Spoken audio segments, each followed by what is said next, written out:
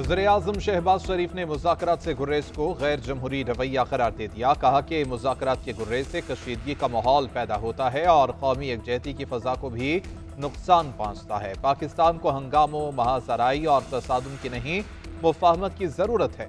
मुल्क तरक्की कर रहा है, आलमी सतह पर भी वक़ार में इजाफा हो रहा है। किसी को गैर जमहूरी रवैयों से तामीर और तरक्की का अमल रोकने की इजाज़त नहीं देंगे। वज़ीर-ए-आज़म शहबाज शरीफ से हुकूमती कमेटी के तर्जुमान की मुलाकात। इरफान सिद्दीकी ने डायलॉग की तफसीलात से आगाह किया। शहबाज शरीफ ने कहा कि सियासी जमातों के आपस में राबते और मुज़ाकरात जमहूरियत की रूह हैं। इन राबतों से मुल्क व कौम को दरपेश मसाइल पर मुश्तरका लाहे अमल बनाने में मदद मिलती है।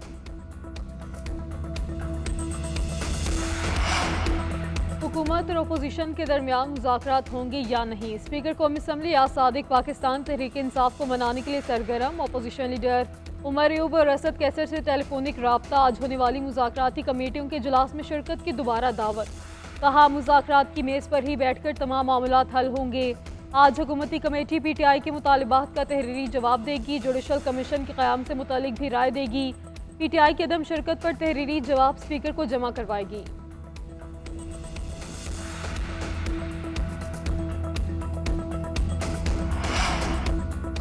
मुज़ाकरात के चौथे राउंड में शामिल नहीं होंगे। स्पीकर अयाज सादिक के सेक्रेटरी को भी अपने फैसले से आगाह कर दिया। चेयरमैन PTI बैरिस्टर गौहर का एक बार फिर ऐलान। बोले कि हमने इनके साथ फोटो सेशन के लिए नहीं बैठना। कमीशन बनाने के लिए 7 दिन का वक्त दिया गया था, जिस पर अमल नहीं हुआ। असद कैसर ने कहा कि हुकूमती कमेटी ने कहा था कि बानी से हमारी मुलाकात करवाई जाएगी। जो हुकूमत एक मुलाकात ना करवा सके उससे और क्या उम्मीद करें। सेनेटर शिबली फराज ने कहा कि मुज़ाकरात बराए मुज़ाकरात नहीं होते। हुकूमत की बदनीयती पर मुज़ाकरात के बायकॉट का फैसला किया।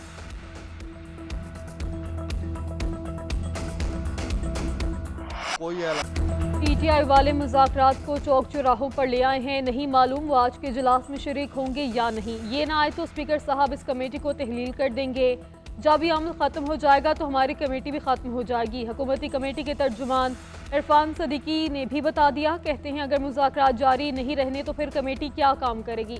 इसके बाद PTI वाले जो कहा करेंगे उसका रद्द-ए-अमल हुकूमत देगी। मुश्तरका एलामी में 7 वर्किंग डे लिखा हुआ है। 3 इजलासों में एक मरतबा भी नहीं कहा कि 7 दिन में मुतालबात ना माने तो अलग हो जाएंगे। हमने कमीशन बनाने का ऐलान करने की यकीन दहानी नहीं करवाई थी। इनकी महारत मुज़ाकरात नहीं कुछ और है।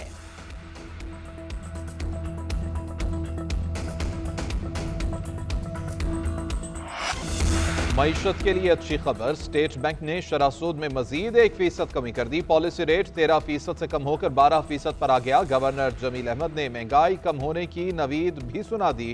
कहते हैं कि डॉलर ज़खायर IMF के टारगेट से भी ज्यादा हुए। जून तक महंगाई का हदफ 7% के करीब रहेगा।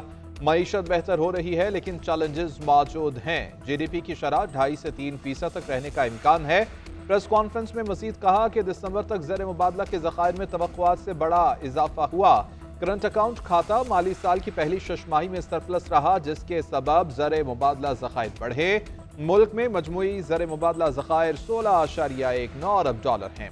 महंगाई 2023 में 38% थी, जो कम होकर 4.1% पर आ गई। ज़रई शोबे की पैदावार में नुमाया कमी हुई है। बैरूनी अदायगियों के लिए बैंकों को बाइख्तियार बना दिया गया।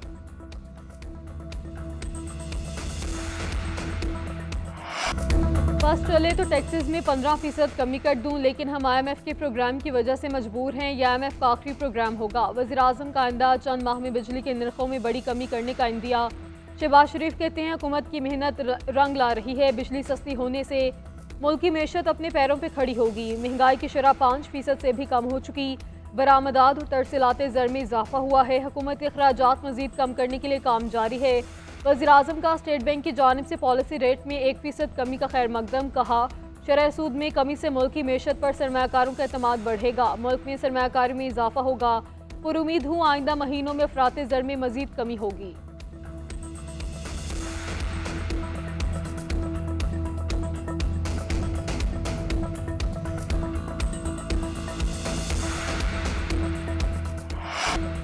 एडिशनल रजिस्ट्रार की तौहीन अदालत कार्रवाई के खिलाफ इंट्रा कोर्ट अपील वापस लेने पर खारिज। नजर अब्बास को जारी शोकॉज नोटिस वापस ले लिया गया। सुप्रीम कोर्ट ने मामला चीफ जस्टिस को फुल कोर्ट तश्कील देने के लिए भिजवा दिया। फैसले में कहा कि जुडिशल ऑर्डर को इंतजामी ऑर्डर खत्म नहीं कर सकता। एडिशनल रजिस्ट्रार ने जानबूझकर अदालती हुक्म की खिलाफ वर्जी नहीं की। जजेस कमेटी और आईनी कमेटी ने अदालती हुक्म की खिलाफ वर्जी की। बाद नजर में तौहीन अदालत की कार्रवाई जजेस कमेटियों के खिलाफ बनती है। फैसले में कहा गया कि केस फिक्स न करने पर नजर अब्बास का कोई जाती मफाद नहीं था। उनके इकदाम से बदनीयती जाहिर नहीं होती। प्रैक्टिस प्रोसीजर कमेटी और आईनी कमेटी को जुडिशल ऑर्डर के बाद केस वापस लेने का इख्तियार नहीं। जजेस कमेटियों ने जुडिशल ऑर्डर नजरअंदाज किया या नहीं, ये मामला फुल कोर्ट ही तय कर सकता है।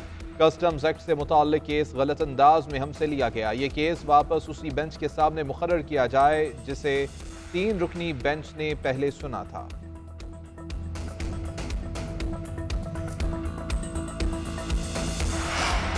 फुल कोर्ट बनेगा तो क्या मुबैना तौहीन करने वाले 4 जजेस भी शामिल होंगे? हमें नोटिस दे देते, हम इनकी अदालत में पेश हो जाते।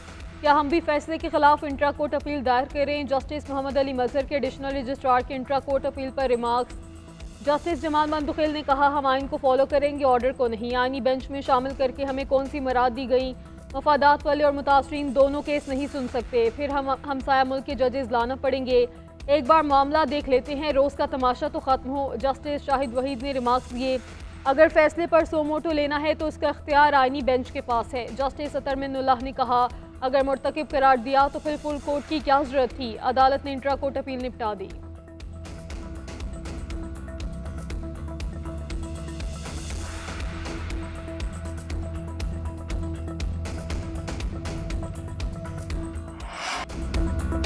छब्बीसवीं आईनी तरमीम के खिलाफ दरख्वास्तें समाअत के लिए मंजूर। फरीकैन को नोटिस जारी। फुल कोर्ट की तश्कील और अदालती कार्रवाई बराह रास्त नशर करने की दरख्वास्त पर भी नोटिस जारी कर दिए गए। समाअत के दौरान दरख्वास्त गुजारों की आईनी तरमीम के खिलाफ फुल कोर्ट बेंच बनाने की इस्तदा। जस्टिस जमाल मंदुखेल ने रिमार्क्स दिए कि अभी आपकी ख्वाहिशात के मुताबिक फुल कोर्ट नहीं बन सकता। जुडिशल कमीशन जजेस की नामजदगी करता है, केस 3 रुकनी कमेटी फिक्स करती है। जो इस बेंच के सामने बहस नहीं करना चाहता वो पीछे बैठ जाए। जस्टिस मोहम्मद अली मजहर ने कहा कि आईनी मामला सिर्फ आईनी बेंच ही सुनेगा। फुल कोर्ट का मामला चीफ जस्टिस के पास ही जा सकता है। जस्टिस आयशा मलिक ने रिमार्क्स दिए कि फुल कोर्ट तश्कील देने पर पाबंदी तो कोई नहीं है। वकला ने मौके पर इख्तियार किया कि 26वीं तरमीम की मंजूरी के वक्त ऐवान नामुकम्मल था। अरकान असम्बली वोट देने में कितने आज़ाद थे उसे भी नजरअंदाज रखा जाए। जस्टिस जमाल मंदुखेल ने रिमार्क्स दिए कि दस्तयाब अरकान का जो टोटल बना वो मुकम्मल ऐवान के 2/3 पर पूरा उतरता है। केस की समाअत 3 हफ्ते तक के लिए मुलतवी।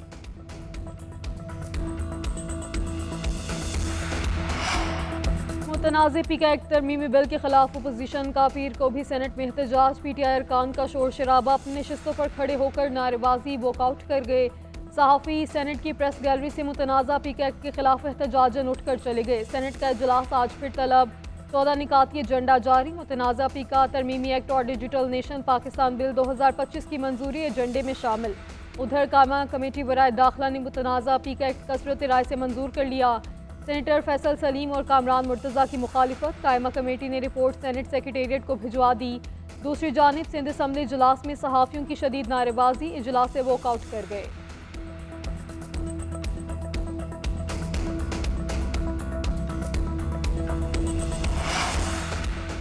पाकिस्तान यूनियन ऑफ जर्नलिस्ट ने आज मुल्क गिर एहतजाज की कॉल दे दी। मुतनाज़ बिल की मंजूरी आज़ादी इज़हार राय को दबाने की कोशिश और आइन की रूह के खिलाफ करार।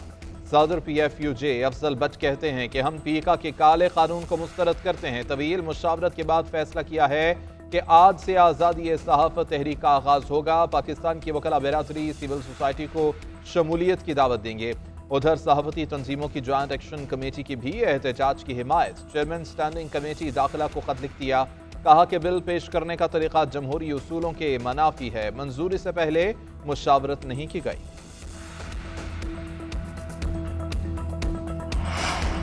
फेक न्यूज़ की जो तारीफ दी गई है उससे जमहूरियत खत्म हो सकती है। पाकिस्तान तहरीक इंसाफ का मुतनाज़ा पीका एक्ट को अदालत में चैलेंज करने का ऐलान। अपोजिशन लीडर उमर यूब कहते हैं पीका एक्ट की आड़ में मीडिया की आवाज़ को दबाया जा रहा है। आज़ादी के साथ बात करने की इजाज़त छीन ली गई।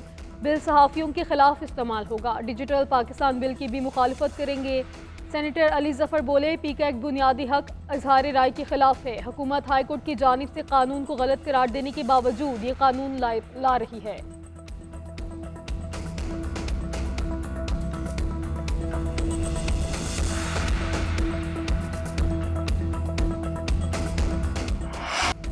व्हाइट वॉश का ख्वाब चकनाचूर। मुल्तान टेस्ट में शाहीनों को स्पिन जाल की चाल गले पड़ गई। वेस्ट इंडीज के लिए बिछाए गए स्पिन जाल ने शाहीनों को ही जकड़ लिया।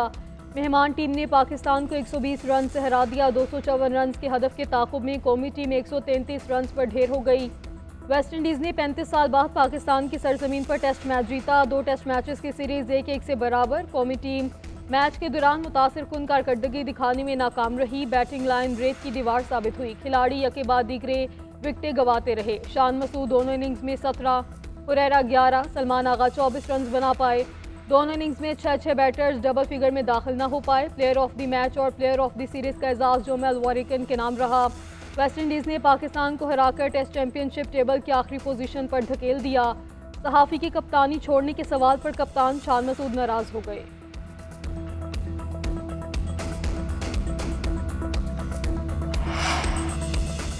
बानी पीटीआई से अली अमीन गंडापुर के रियाला जेल में मुलाकात। पार्टी सदारत से हटाने के बाद वज़ीर आला केपी ने पहली बार मुलाकात की। 1.5 घंटे से जायद जारी रहने वाली मुलाकात में 8 फरवरी के एहतजाज और पार्टी की तंजीम साजी के हवाले से तबादला ख्याल, 190 मिलियन पाउंड रेफरेंस में सजा के खिलाफ अपील और बाद की सूरत हाल पर भी बातचीत की गई। उधर GHQ हमला केस में बानी पीटीआई की बर्रियत की दरख्वास्त मुस्तरद। रावलपिंडी की इंसदाद दहशतगर्दी अदालत ने फैसला सुना दिया। प्रोसिक्यूटर ने मौके पर इख्तियार किया कि दरख्वास्त बर्रियत की इस्तेमाल मुनासिब नहीं, शहादत रिकॉर्ड कराने का मौका दिया जाए। शेख रशीद की दरख्वास्त बर्रियत भी ATC ने मुस्तरद की। हाई कोर्ट ने भी ट्रायल कोर्ट का फैसला बरकरार रखा। अली अमीन गंडापुर की वफादारी कुछ काम न आई। बुशरा बीबी की शिकायतों पर उन्हें सूबाई सदर के ओहदे से हटा दिया गया। पंजाब की सीनियर वजीर मरियम औरंगजेब का PTI खैबर पख्तूनख्वा के ओहदों में रद्दोबदल पर इजहार ख्याल। कहती हैं बानी पीटीआई की फितरत में किसी से वफादारी ही नहीं। एक वज़ीर आला को दूसरे सूबे पर चढ़ाई के लिए इस्तेमाल करके फारिग कर दिया गया। ये इस्तेमाल के बाद हर किसी को बेयारो मददगार छोड़ देते हैं।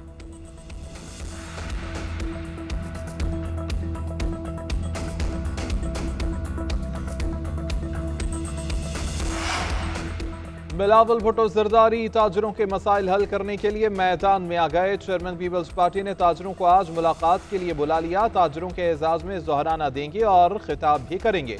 उधर बिलावल भुट्टो से अवामी नेशनल पार्टी के मरकजी सदर एमल वली खान की मुलाकात। खैबर पख्तूनख्वा की सियासी और क़याम अमन की मखदूश सूरत हाल पर तबादला ख्याल। दोनों रहनुमाओं का खैबर पख्तूनख्वा बिलखुसूस कुर्रम में अमन व अमान की नाक़िस सूरत हाल पर इज़हार तशवीश। कराची के ताजिर रहनुमा अतीक मीर ने मरियम नवाज के हवाले से बयान की वजाहत कर दी। कहा मरियम नवाज को सिंध को देने की बात मजाक में की थी। मरियम नवाज ने कौन से ऐसे झंडे गाड़ दिए जो हम उन्हें मांगे। ये बात किसी भी बलदियाती कारकर्दगी के हवाले से नहीं कही थी। मजाक में कहा था मरियम नवाज सिंध को दे दें, मुराद अली शाह ले लें।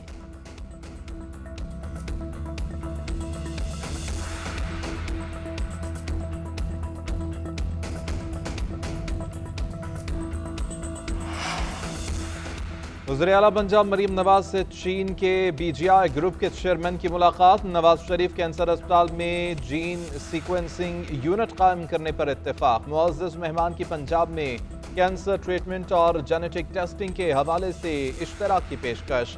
वज़ीर आला मरियम नवाज ने सेक्रेटरी हेल्थ से काबिल अमल प्लान तलब कर लिया। वज़ीर आला मरियम नवाज से वर्ल्ड बैंक रीजनल नायब सदर मार्टिन राइजर की ज़ेर क़यादत आला सतह के वफ़द की मुलाकात। गुर्बत के खात्मे, IT और इंफ्रास्ट्रक्चर में मज़ीद बेहतरी, माहौलियाती मसाइल के हल और समाजी तरक्की के लिए मुश्तरका इक़दामात पर इत्तेफाक। मरियम नवाज ने कहा कि तालीम, सेहत, सयाहत, माहौलियात के प्रोजेक्ट में वर्ल्ड बैंक की मज़ीद मुआवनत के ख्वाहां हैं।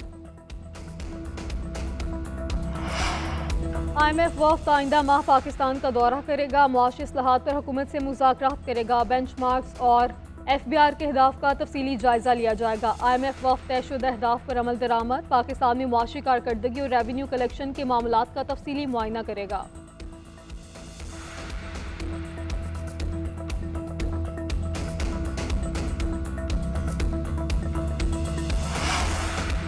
नौजवान अफसरान के लिए गाड़ियां खरीदने का मामला। चेयरमैन FBR ने सेनेट की कायमा कमेटी बराए खजाना को खत लिख दिया। कहा कि गाड़ियां फील्ड में काम करने वाले 17 और 18 ग्रेड के अफसरान को दी जाएंगी। इससे ऊपर के अफसरान को गाड़ियां नहीं दी जाएंगी। गाड़ियों का गलत इस्तेमाल रोकने के लिए इन पर FBR के स्टिकर्स चस्पा किए जाएंगे। उधर काबीना ने FBR को 1087 गाड़ियां खरीदने की इजाजत दे दी। ज़राए के मुताबिक काबीना ने ऑपरेशनल मकासद के लिए 1300 सीसी तक की गाड़ियां खरीदने की इजाजत दी।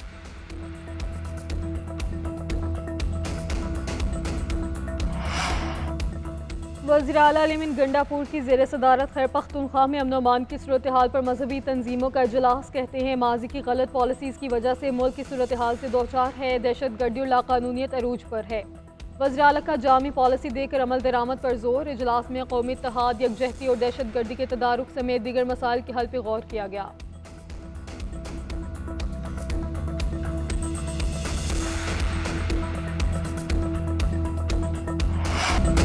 मेज़बां खुदा खुद है मेराज में, एक नूरानी बशर मेहमान है मेराज में। रहमतों और बरकतों वाली रात शब मेराज आज अकीदत व एहतराम के साथ मनाई जा रही है। मसाजिद में चराग़ों और महाफिल खुसूसी इबादत का भी एहतमाम। उलमाए कराम और मुक़र्रिरीन वाक़े मेराज और उसकी फजीलत पर रोशनी डाल रहे हैं।